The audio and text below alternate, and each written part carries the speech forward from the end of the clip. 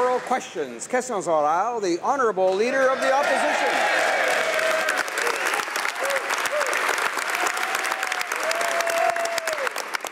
Mr. Speaker, the Trans Mountain Expansion Project is in jeopardy because of backroom deals in British Columbia. Forces are uniting to kill this project and the thousands of jobs and opportunity for young people that comes with it.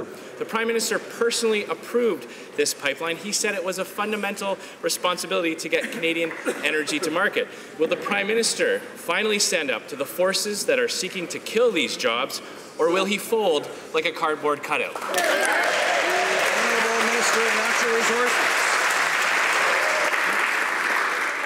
Mr. Speaker, as the Prime Minister said just this morning, the decision we took on the Trans Mountain Pipeline was based on facts and evidence and on what is in the best interests of Canadians.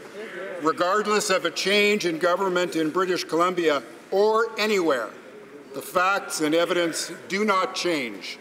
We understand that growing a strong economy for the future requires taking leadership on the environment, and we have to do those two things together, Mr. Speaker. That is what drives us in the choices we make, and we stand by those choices. Honorable Chef de l'Opposition. Well, Mr. Speaker, Northern Gateway was approved because of evidence and science, and he killed that because of political opposition.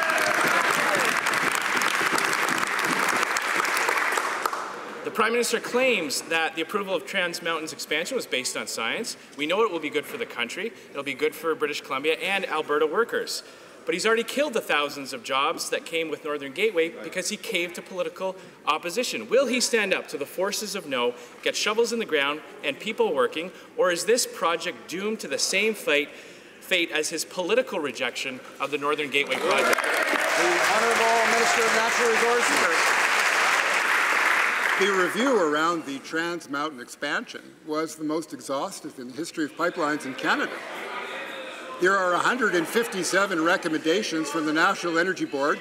We set up our own ministerial panel that went up and down the line, and the consensus after all of that conversation with Canadians was that it is in the national interest to build that pipeline. Therefore, we gave it approval.